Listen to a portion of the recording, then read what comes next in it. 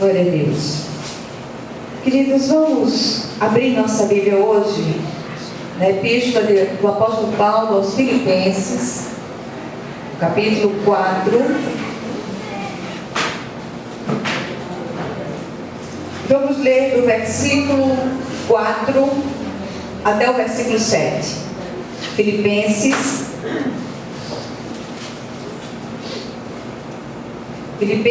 capítulo 4, do versículo 4 até o 7. Amém? Amém. Glória a Deus. Diz assim a palavra do Senhor: alegrai-vos sempre no Senhor. Outra vez digo, alegrai-vos. Seja a vossa moderação conhecida de todos os homens. Perto está o Senhor. Não andeis ansiosos de coisa alguma. Em tudo, porém, sejam conhecidas diante de Deus as vossas petições, pela oração e pela súplica com ações de graças. E a paz de Deus, que excede todo o entendimento, guardará o vosso coração e a vossa mente em Cristo Jesus. Amém? Amém. Glória a Deus. Vamos orar. Senhor nosso Deus, nosso Pai, nós queremos ouvir a Tua voz nessa noite. O Senhor sabe, o Senhor conhece cada uma dessas pessoas que aqui entraram. O Senhor sabe aquilo que vai no coração de cada uma. E nós rogamos a Ti, pelas misericórdias vivas de Jesus, que o Senhor venha de um modo vivo falar de uma forma que nós possamos compreender nessa noite.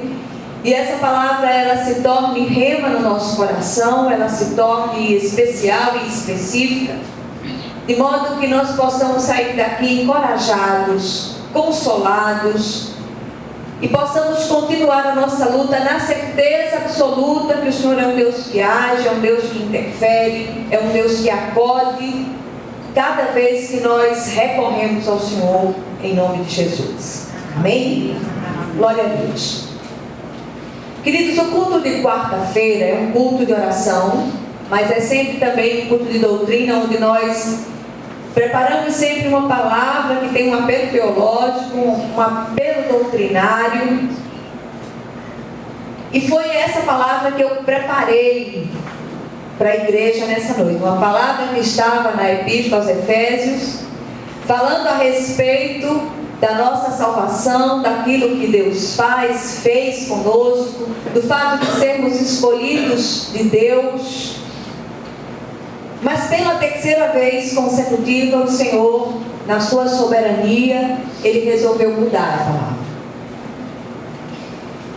E que Ele possa ministrar no nosso coração nessa noite de uma forma viva, visto que Ele próprio modificou aquilo que seria feito. Amém? A Epístola de Paulo aos Filipenses, ela é considerada pelos teólogos a mais pessoal das epístolas paulinas. Ele usa o tempo inteiro os artigos na primeira pessoa. Ele está sempre se preocupando em falar a indivíduos. Ele estava aprisionado no momento em que essa epístola foi escrita, e soube notícias de que aqueles irmãos estavam angustiados de espírito por causa do aprisionamento do seu pai espiritual. E Paulo, da prisão, ele escreve essa epístola de forma muito particular e muito pessoal, para trazer encorajamento àqueles irmãos que atravessavam dificuldades. E assim como aqueles irmãos de Filipos estavam angustiados de espírito pela situação em que se encontrava o seu pai espiritual, muitos irmãos dessa noite estão passando por estreitos, por vales, por desertos, por situações difíceis, e que você muitas vezes diz: meu Deus, o que fazer nessa situação? Como sair disso tudo parece um pesadelo. Muitas vezes você tem estado na sua casa, você entra no seu quarto para dormir, você fecha os olhos, você tem vontade de acordar e aquilo tudo não ser verdade. Muitas vezes você diz: Senhor, por que eu? Por que eu estou passando por isso? Por que eu estou enfrentando uma situação como essa? E nós, muitas vezes, nesses momentos, nós tendemos a nos angustiar em espírito, nós tendemos a nos inquietar sobremaneira e questionar Deus do porquê estamos passando por aquela situação. Esse texto, particularmente, ele fala ao meu coração de uma maneira muito viva, de uma maneira muito real, porque essa palavra, por várias vezes, em várias situações, essa palavra, ela veio como rema, como uma palavra específica ao meu coração, e ela veio e ela saltou da página das Escrituras, e ela encontrou abrigo no meu coração e me aquietou em momentos extremamente difíceis da minha caminhada. E quando eu olho para esse texto, que imagino a situação em que o apóstolo Paulo se encontrava preso quando escreveu essas palavras, e ele é curioso porque essa carta, ela é chamada de carta da alegria. Nós encontramos aqui, se você tiver a preocupação, eu até sugiro que a igreja leia, é uma carta bem curtinha, dá para você ler todinha hoje, se você quiser, quando chegar em casa. E nós encontramos aqui pelo menos 11 expressões que remetem à alegria, a regozijo. Como explicar isso? Como entender isso? Só pelo sobrenatural de Deus. Nós só conseguimos entender uma postura de fé, uma fé neste nível, manifesta aqui pelo apóstolo Paulo, por causa da potente mão de Deus, por causa da ação poderosa e soberana do Espírito Santo de Deus. Eu olho para a igreja, vejo alguns irmãos, alguns eu conheço a história de perto, outros eu não conheço, mas eu sei que todos nós, de uma maneira geral, incluindo o pastor e a mim, todos nós estamos enfrentando um tipo de estreito, um tipo de vale, e muitas vezes nós tendemos também a achar que o nosso vale, o nosso deserto, ele é mais abrasador do que o de qualquer outra pessoa. Agora deixa eu lhe contar uma história. O deserto de cada um é verdadeiramente o maior, porque está doendo na sua carne. A dor do irmão, você pode ser até solidário com essa dor, mas não é a sua dor. A dor que está doendo fundo, a dor que está doendo violentamente, é aquela que está doendo na sua carne. E quando nós olhamos aqui nesse texto específico, no versículo 4, ele diz: alegrai-vos sempre no Senhor. Outra vez digo, alegrai-vos. Será que o apóstolo Paulo estava sugerindo àqueles irmãos em Filipos que eles abstraíssem aquele sofrimento que estavam passando, eles não dessem importância àquela situação que eles estavam vivendo, nem se importassem com a própria situação do apóstolo, eles fingissem que aquilo não era verdade e fizessem o jogo do contente naquela situação, fingindo que estava tudo bem? É porque tem uma filosofia que diz isso. Olha, nós vamos começar a confessar aquela confissão do pensamento positivo, que está tudo bem. E nós vamos com isso atrair aquelas coisas boas que estão lá no universo para nós. Isso é uma palhaçada. Mas quando nós olhamos para aqui, o apóstolo Paulo está dizendo àqueles irmãos que existe um nível de fé muito mais profundo, e nesse nível de fé é possível um ânimo, é possível uma alegria sobrenatural, não porque tudo está bem para nós, mas porque nós temos ao nosso Senhor, que tem o controle soberano de todas as coisas. E é por isso que ele diz: alegrai-vos sempre no Senhor. Outra vez digo, alegrai-vos. Versículo 5 ele diz: seja a vossa moderação conhecida de todos os homens, perto está o Senhor. Eu tenho a impressão que aqueles irmãos tendiam a se desesperar de uma maneira violenta, tendiam a perder o equilíbrio emocional diante daquelas coisas todas. E Paulo traz à memória dele que o Senhor estava perto. E essa admoestação de Paulo nesse texto aqui, nesse versículo 5, tanto significa que o Senhor está perto de nós, o Senhor está junto de nós, porque o Senhor é aquele que não nos abandona nunca. Ele disse: nunca te deixarei, jamais te abandonarei. Não há um só momento da nossa vida que o Senhor não esteja perto, que o Senhor não esteja junto, que o Senhor esteja nos conduzindo em triunfo, que o Senhor esteja nos sustentando com a sua mão direita fiel. Por baixo de nós, a Bíblia diz que estão os braços eternos.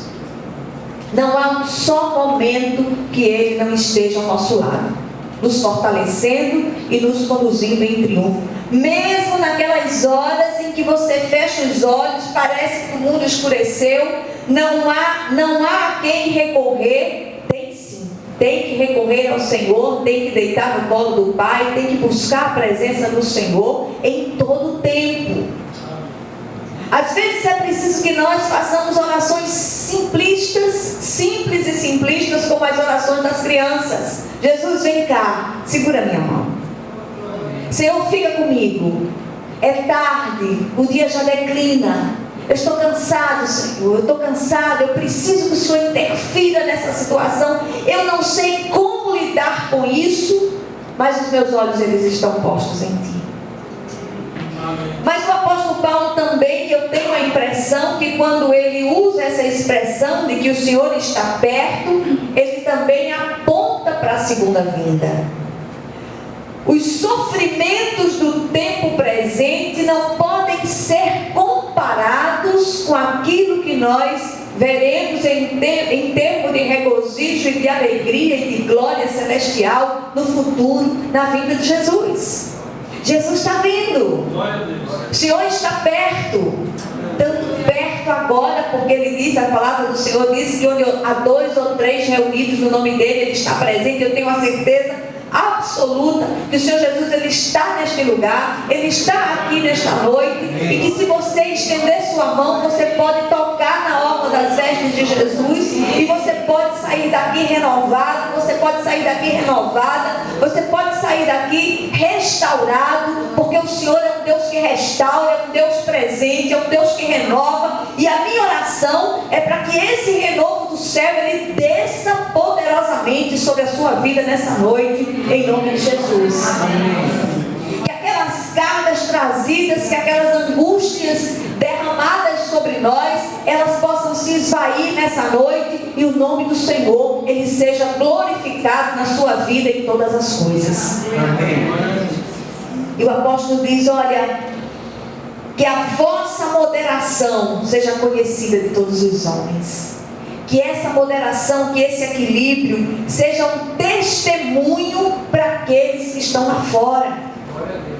Muitas vezes nós estamos passando por uma situação tão difícil, e no meio dessa situação nós glorificamos o nosso Deus, porque nós testemunhamos daquilo que Deus já está fazendo naquela situação, mesmo que nós não tenhamos uma visão plena daquilo que está acontecendo, que é o que acontece na maioria das vezes. Nós estamos tão envolvidos numa luta espiritual que nós olhamos para o lado e dizemos: Senhor, eu não estou vendo nada, mas os meus olhos, eles estão postos em Ti. Amém. Que nós possamos dizer como profeta: Senhor, eu não estou vendo vento, eu não estou vendo chuva, mas eu sei que o Senhor vai mandar água, bênçãos do céu, e essas águas, elas vão encher todos os nossos poços, e nós vamos matar a nossa sede, e nós vamos glorificar o Teu nome em todas as coisas.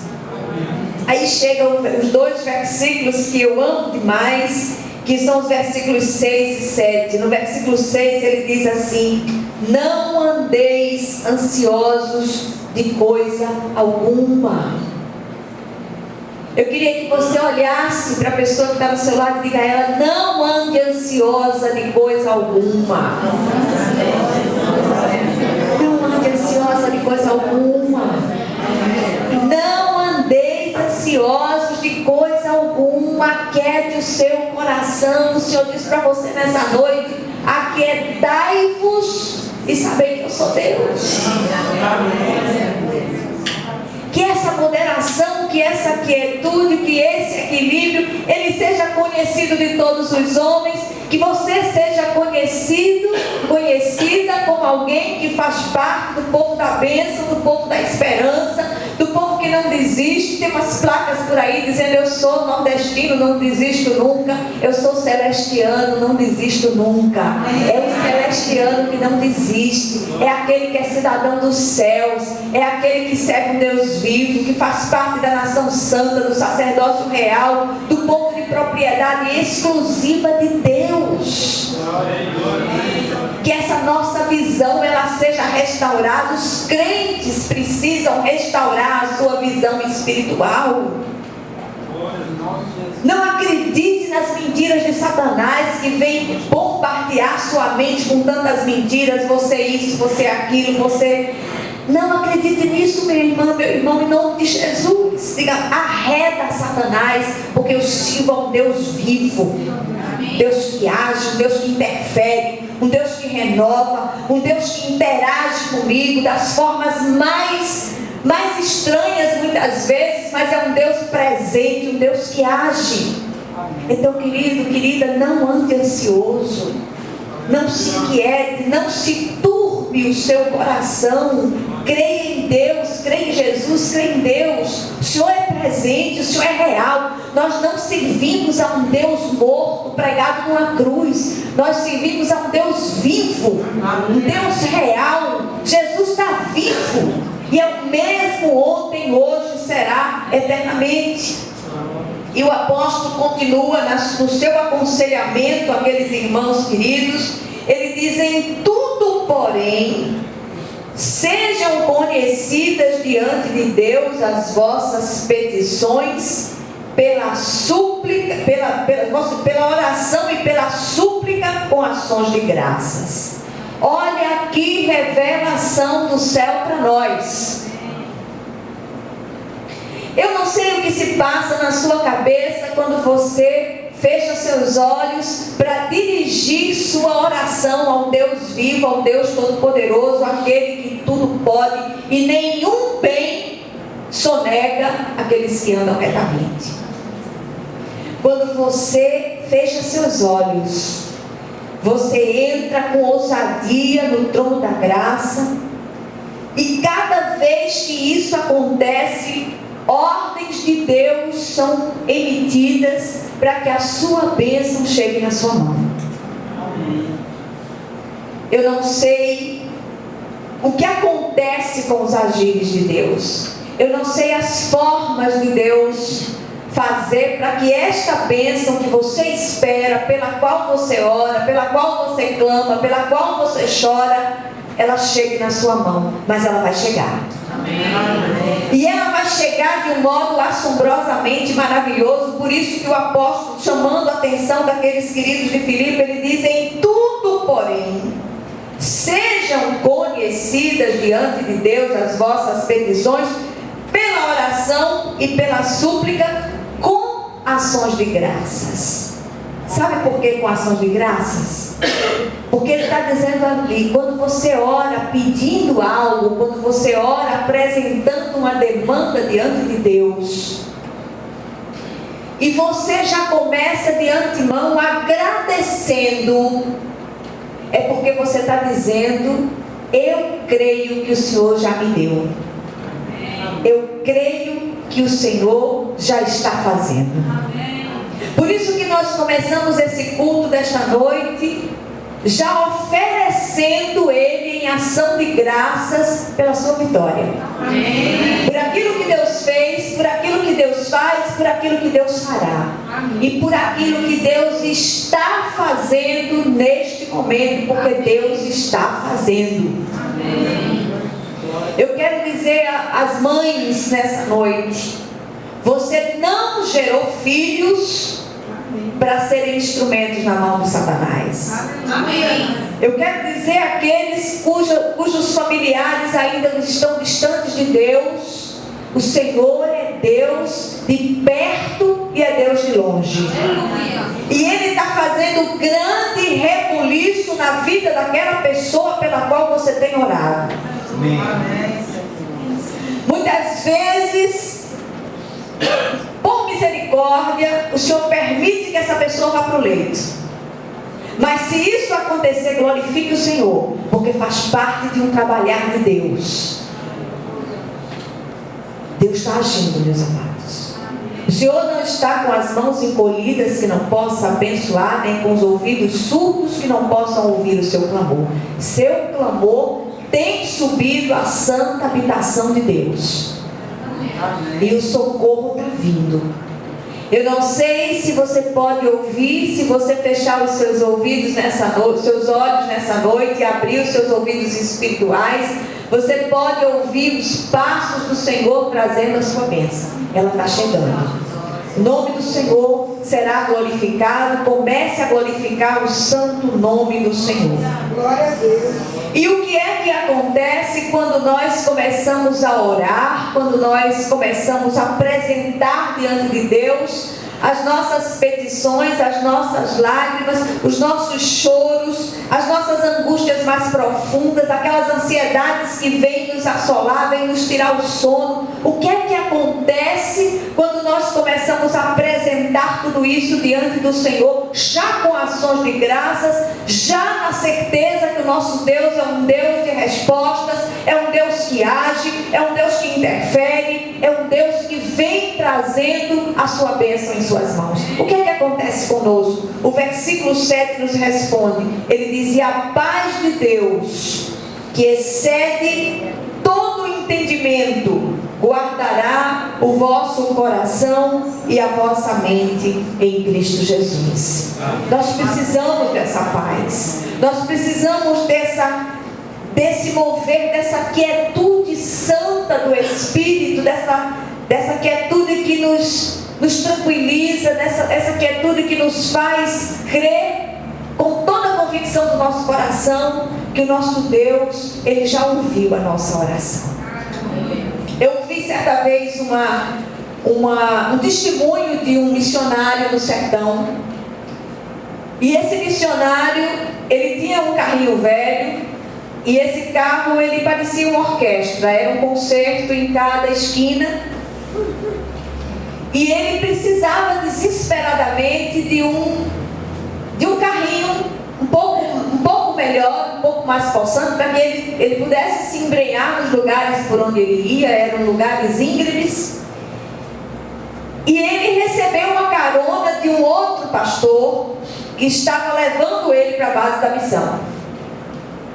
E quando ele chega, ele vai de carona com o pastor e ele começa a botar a cabeça do lado de fora da janela do carro e dizer assim: Senhor, tem misericórdia de mim, Senhor, manda um carrinho, Pai, para a base da missão, é tanta dificuldade lá. E ele aí voltava para dentro do carro e começava ali com o olho fechado e orando, e botava a cabeça para o lado de fora: Senhor, manda meu carrinho. E ficou naquela agonia o caminho todo. Aí chega uma hora que ele botou a cabeça para dentro do carro e o pastor que estava dirigindo saltou e disse assim: não vai fazer de novo? Ele disse: não, porque o Senhor já respondeu. O pastor ficou achando aquilo tão estranho, tão esquisito, mas aí levou para a base da missão e voltou para a cidadezinha, porque a missão ficava bem afastada daquela cidadezinha do interior. E quando o pastor chegou na cidadezinha, tinha uma irmã que tinha comprado um carro novo e tinha sentido no coração de doar o carro usado, mas em excelente estado, para a missão. E quando ele chegou ali, estava a irmãzinha esperando: pastor, faz tempo que eu estou esperando o senhor aqui, porque eu queria fazer uma oferta para aquele missionário que veio nos visitar. E o pastor ficou assim, abismado com aquilo que Deus tinha feito. Então, queridos, está orando, comece a agradecer. Está orando, comece a contemplar sua vitória com os olhos da fé. E não permita que nenhuma ação do adversário venha roubar sua vitória. Amém? Amém? Que o Senhor Ele possa aplicar essa palavra ao seu coração e você saia daqui de posse de sua vitória, mesmo que você não veja nada, mesmo que as coisas aparentemente piorem. Mas essa piora é o rebuliço de Jeová, é o rebuliço do Senhor trabalhando, porque quando o Senhor resolve arrumar uma coisa, Ele vai fazer uma desarrumação bem grande, para poder a arrumação ficar maravilhosa. Amém? Que Deus abençoe e que o Senhor aplique no seu coração essa palavra. Amém? Vamos orar uns pelos outros.